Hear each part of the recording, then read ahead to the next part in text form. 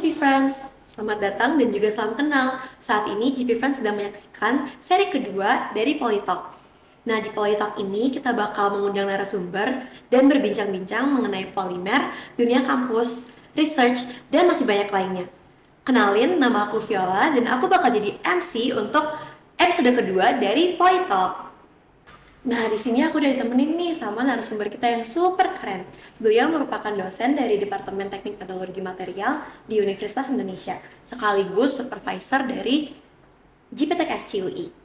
Nah, Pak Adam gimana apa kabarnya, Pak? Sehat, baik-baik. Viola sehat? Sehat, Pak. Alhamdulillah. Jadi, Bapak kesibukannya ada apa aja nih, Pak, sehari-hari ini? Seperti biasa aja sih, nggak yang macem-macem, perdosenan aja.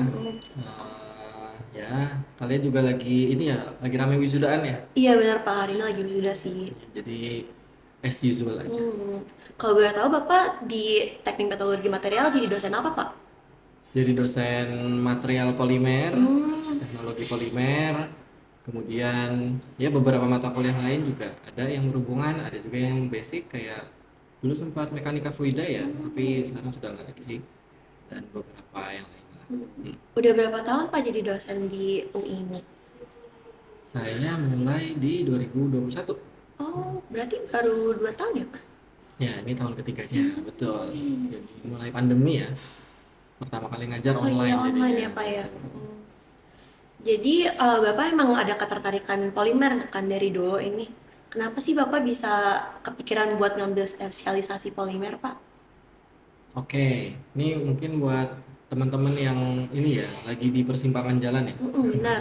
Buat yang Kalau masih di bingung nih, Pak. kalau di teknik metalurgi material kan kalian pasti bisa milih pastinya karena metalurgi ya di logamnya gitu kan, proses pembentukan logam, proses manufaktur. Kemudian kalian juga bisa mungkin ada yang minatnya tarik mundur ke ekstraksi gitu ya. Pasti ada.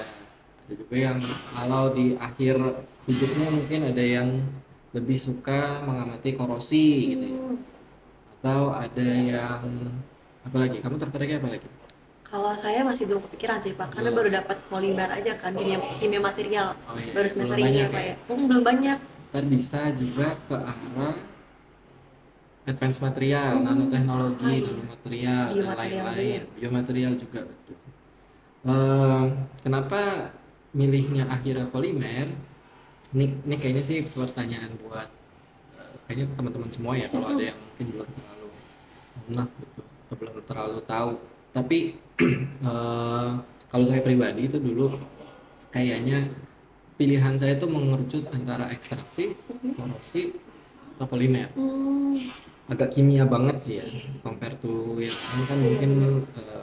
kalau kita arah manufaktur mungkin ada ya teman-teman yang suka desain masuknya ke 3D printing misalnya atau ke desain mold atau ke mana gitu itu kan bisa tapi saya nggak ke arah sana saya lebih ke arah yang memang ininya akhirnya kimia banget ekstraksi kan kimia banget Iya. kimia inorganik ya korosi pun kimia banget kan pasti mengharuskan kalian paham elektrokimia gitu Benar. atau ya kimia organik si polimer ini gitu. Jadi saya itu menimbang-nimbang antara tiga itu. Tapi somehow akhirnya mengerucutnya karena ketertarikan aja sih mana yang kerasa lebih apa passionate ketika kita milih bidangnya. Jadi ketika kita lagi belajar, oh ternyata ini menarik nih, pasti mau cari tahu lebih lanjut lagi. Oh ternyata ini begini nih, ini kenapa ya? Gitu. Nah itu hal-hal seperti itu yang akhirnya, oh kayaknya gue cocoknya di polimer deh milihnya gitu. Tapi itu bukan satu-satunya alasan. Maksudnya pastinya kita tuh kan memilih karena passion satu hal atau karena opportunity kedepannya mau apa aja Iya gitu benar. kan ya. Kalau saya pribadi di sini nggak terlalu menekankan ke situ, jadi saya filter terbesar itu di passion saya dulu kira-kira nih bidang apa sih yang paling nyambung gitu. Karena opportunity menurut saya sih masih bisa digali lebih jauh lagi gitu. Tapi kalau udah nggak minat dari awal tuh Iya udah susah ya, Pak ya. susah. Tuh. Tapi kalau teman-teman mau misalnya ngelihat oh opportunity ini menarik banget nih buat gue nih ya, itu terserah aja, bisa aja. Kayak gitu. Benar. Itu 10 menit lah, sedikit aja. Ini sih Pak, saya kepo nih tentang Bapak lagi riset polimer nggak sih Yang sekarang ini? sekarang, iya dong pastinya, Boleh diceritain nggak Pak? betul. secara Karena garis besar aja, Pak. iya, kan dosen itu fungsinya tiga ya. Mm-mm. Pendidikan, jadi saya harus ngajar di kelas. Penelitian ini harus, jadi biar ilmunya tetap berkembang gitu kan. Sama nanti ada pelayanan masyarakat, jadi ilmu yang kita sudah dapatkan atau sudah kita kembangkan atau yang sudah kita miliki lah, intinya kita harus bisa sebarluaskan juga gitu ya. Mahasiswanya juga nanti kan bisa turut andil Iya, gitu. benar. Nah, bagian yang pendidikan kita ada di kelas, bagian yang penelitian, nah itu kita ada di lab. Jadi kita melakukan riset-riset yang berkaitan dengan polimer. Khusus di kita nih di Green Polymer Technology Laboratory, di sini ada Prof Halid kan ya, sebagai guru besar Iya. di bidang ini. Nah, ada juga saya sebagai dosen, salah satu dosen muda yang ada di sini, dan juga ada Bu Azizah Intan. Kalau saya itu lebih ke arah latar belakang saya itu lebih ke arah sintesis sama fungsionalisasi polimer. Jadi karena itu proses, nah aplikasinya tuh bisa banyak, bidangnya bisa banyak. Kalau Bu Intan itu lebih ke arah aplikasi yang biomedical. Oh, lebih fokus ke Iya, kesehatan itu. betul. Kalau saya latar belakang saya itu lebih ke arah energi sebenarnya.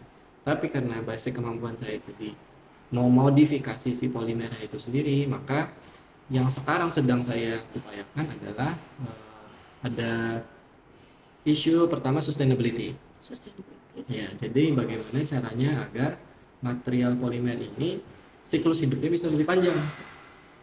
Itu kan lebih sustain kan, lebih awet, lebih bisa di maintain lebih lama gitu ya. Nah, jadi saya coba ke arah daur ulang polimer, kita kembangkan berbagai topik.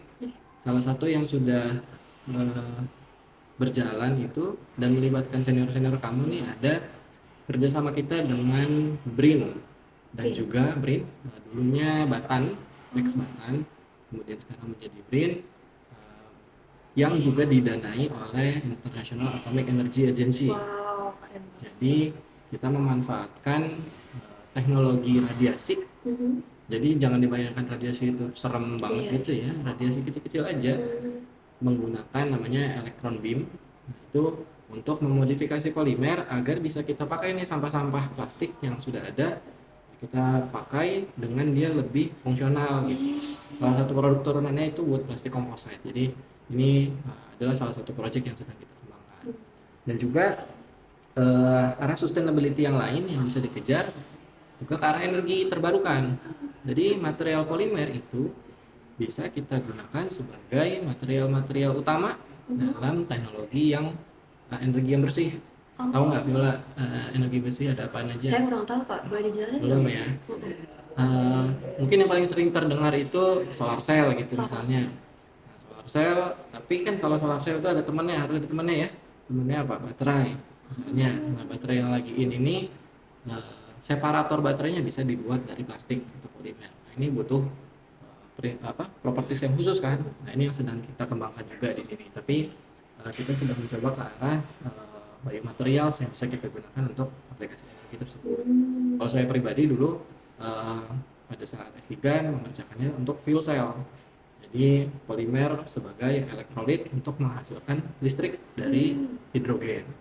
Gitu. Jadi arah pengembangan materialnya di lab ini, khususnya di saya pribadi sih, itu kayak topik besarnya sebenarnya sustainability, tapi kita coba dari sisi materialnya, dari sisi prosesnya, dari sisi aplikasinya kita coba diversifikasi, kira-kira kayak gitu. Itu contoh yang beberapa yang ada aja ya. Gitu Viola. Keren banget sih, Pak. Oke, berarti emang passionnya Papa ya di sini ya, Pak ya? Iya. Bapak enjoy banget ya buat riset-riset tentang ini. Iya, saya lebih enjoy ngerjain kalian sih sebagai mahasiswa ya. Belum dapat kelas sama saya ya? Oke, apa lagi? Oke, boleh nih Pak, karena Bapak tadi cerita juga tentang mungkin S3 sama S2 Bapak, boleh diceritain nggak Bapak S2 di mana dan kenapa sih bisa end up di situ Pak? Oh, oke. Saya S2 di Korea. Oh, di Korea. Di universitas mana Pak? University of Science and Technology namanya. Oh, UST Korea. yes, di Korea. Nah, itu tahun 2013. 13. Saya ambil program integratif, maksudnya itu magister dan doktoral combine Oh, langsung ya Pak? langsung. Jadi programnya didesain 4 sampai 8 tahun, Mhm. tergantung apa namanya keadaan di lapangan seperti apa. Karena kalau S3 kan kita memang dituntut untuk bisa menghasilkan eh, apa namanya ya cutting edge teknologinya ya, maksudnya sesuatu yang baru lah ya, novelty-nya yang sangat tinggi gitu kan. Nah itu. Terus tadi pertanyaannya apa? Mengapa sampai Iya, sana? kenapa bisa milih Korea, Pak? Oke. Dari negara lainnya? Iya, iya, iya. Eh, Sebenarnya banyak pilihan sih. Mhm. Tahun 2013 ya, jadi mungkin beberapa hal sudah tidak relevan lagi dengan sekarang. Tapi kan intinya kalau kita mau kuliah di luar negeri, kita mau dapat pendidikan yang lebih baik. Benar. Nggak mahal, Mhm. artinya ya kita bisa bayar lah. Tapi kayaknya kalau bayar S2 di luar negeri, kebutuhan hidup segala macam pasti mahal juga kan ujung-ujungnya. Maka kita butuh beasiswa. Iya. Kita cari beasiswa yang available yang mana gitu. Kemudian pertimbangan lainnya mungkin bisa eh, universitasnya rankingnya seperti apa sih, Hmm. atau profesornya siapa sih. Siapa? Kalau untuk S2 mungkin itu belum terlalu penting, tapi kalau Mhm. untuk S3 itu sangat-sangat penting. Nah, dari segala macam pertimbangan itu, prioritas pertama saya adalah saya mau ke tempat yang fasilitas risetnya lengkap. Jadi meskipun misalnya dalam tanda kutip ininya ya namanya tuh belum besar-besar banget itu menurut saya nggak masalah Iya. karena selama saya punya alatnya Mhm. itu udah kesempatan besar Mhm. gitu. Jadi tidak mesti yang sampai tertinggi, itu filter saya dulu. Nah, terus filter kedua adalah beasiswa. Jadi saya tidak mau dipusingkan dengan urusan ekonomi Mhm, ketika benar. saya sedang belajar. Mhm. Jadi beasiswa yang diberikan cukup at least gitu ya. Dan ternyata malah yang saya dapatkan kemarin itu cukup besar sebenarnya. Kemudian sisa-sisanya ya bidangnya sesuai aja sama saya tentang polimer apapun itu ya, dengan berbagai pilihannya. Nah pada saat itu ada senior saya yang memang sedang ada program sosialisasi beasiswa aja, dan saya tahu infonya saya apply. Saya juga apply ke beberapa tempat lain tapi end up di sini sih yang Hmm. yang akhirnya dapat kesempatan gitu ya. Itu kan berdasarkan timing segala macam. Saya dulu apply-nya sebelum skripsi. Oh gitu, Pak. Oh, Mm-mm. berarti udah dapat dapat sebelum skripsi itu, Pak? Betul. Wah, keren Udah banget. dapat sebelum skripsi, setelah wisuda langsung berangkat. Wah, berarti kayak nggak usah pusing-pusing apa lagi ya, Pak, langsung berangkat ya? Iya pusing, iya benar. Biasanya kan kayak ada Iya, ada jeda-jedanya, jedanya, bingung bener. ngapain. Ya, itu Hmm. saya nggak sempat ngerasain itu. Udah pusing lagi duluan. Itu sih. Oke, oke, oke. Terus kalau boleh tahu nih, Pak, kehidupan Bapak di Korea dulu kayak gimana sih, Pak, sebagai mahasiswa S2? Hmm, ya itu salah satu mungkin pengalaman yang kalau saya mau encourage ke kalian itu akan saya sangat encourage sih untuk nyobain hidup di luar negeri. Hidup di luar negeri ya, bukan jalan-jalan ke luar negeri ya, Iya hidup benar. ya. Terserah deh mau sebagai apa namanya mahasiswa untuk apa eh, sekolah lagi atau bekerja di perusahaan luar negeri mana aja boleh. Karena nanti nilai-nilai kehidupannya pasti akan muncul sih, Hmm. jadi kita bisa lebih mandiri, kita bisa lebih pede, kita bisa lebih tertantang untuk menyalurkan isi kepala kita karena di sana orangnya budayanya beda, Benar. perspektifnya beda gitu kan, jadi kita harus bisa lebih apa ya lebih bisa meyakinkan mereka gitu dan segala macamnya gitu. Nah sisa-sisanya ya udah saya penelitian, saya Hmm. masuk kelas dan lain-lain itu mirip-mirip aja lah. Hmm. Oke, mungkin balik lagi ya Pak ke topik dosen nih Pak. Mm-mm. Sebenarnya setelah Bapak selesai S2 ini gimana sih perjalanan karir dan juga penelitian Bapak? Dan apa sih yang mendorong Bapak untuk mau jadi dosen gitu Pak? Oke. Eh, saya menjawab pertanyaan terakhir deh ya. Alasan saya ke Korea itu karena mau S2 dan S3. Tapi alasan mau S2 S3 karena saya pengen jadi dosen sebenarnya. Oh Itu gitu. plan utama Oh. saya. Jadi memang saya udah ada passionnya lebih ke arah bukan mengajar ya, lebih ke nurturing people. Jadi kayaknya sih saya lebih senang ke bidang ini deh. Hmm. Di sisi lain juga saya suka dengan penelitian dan lain-lain. Ya, itu yang akhirnya kayaknya titik tengah yang bisa saya ambil sih. Mungkin ada beberapa pilihan karir lainnya, tapi itu kan salah satu opsi yang bisa saya kejar ya. Mungkin bagi sebagian orang nggak perlu tuh mengerjakan S3 gitu, tapi karena saya sudah memutuskan untuk kayaknya yang mau dikejar dosen deh, Hmm. udah saya memutuskan untuk S3 gitu. Kenapanya? Kenapa akhirnya milih itu ya? Bagi saya kayaknya value yang bisa kita kejar itu kan gak selalu nilai ekonomi ya. Maksudnya Mm-mm. kayak eh, kita maunya jadi entrepreneur gitu misalnya. Itu juga kan entrepreneur bukan karena ekonomi aja, meskipun sebagian besar driven karena itu juga, misalnya mau financial freedom gitu kan, kejar di usia sekian. Tapi misalnya ada orang yang di dunia entrepreneur mungkin mau mengejar value, oh company-nya ini bisa memberikan manfaat Manfaat. kepada masyarakat dalam bentuk misalkan perbaikan lingkungan Hmm. kah, atau mau bisa memperbaiki kehidupan orang banyak kah. Nah, bagi saya karena tadi saya lebih cenderung kayak profesi dosen ini cocok deh buat gue Hmm. dibandingkan jadi pengusaha, dibandingkan jadi apa birokrat, dibandingkan jadi apa pekerja di perusahaan multinasional gitu misalnya, profesional dan lain-lain ya. Makanya akhirnya saya pilih di sini dengan Hmm. rasanya banyak sih dampak-dampak yang bisa kita berikan atau bisa saya berikan ke orang banyak gitu. Kira-kira kayak gitu. Berarti Bapak udah dari awal banget nih udah mau ngeset menjadi dosen ya Pak ya? Betul. Mm-mm. Nah ini nih nyambung ke pertanyaan saya selanjutnya sih Pak. Nah berarti Bapak dari S1 nih udah mau ngeset jadi dosen kan Pak? Mm, mm, mm. Mungkin Bapak bisa share nih gimana sih caranya mahasiswa S1 ini memanfaatkan waktu mereka dengan baik nih Pak. Mungkin dengan cara mereka udah bisa ngeset future mereka mau kemana gitu. Bapak ada tipsnya nggak? Oke, ya.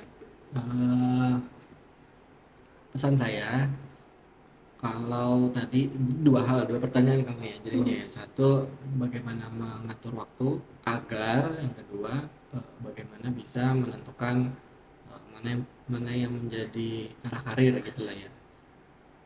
Menurut saya nggak harus terjawab itu di masa kuliah malah. Hmm.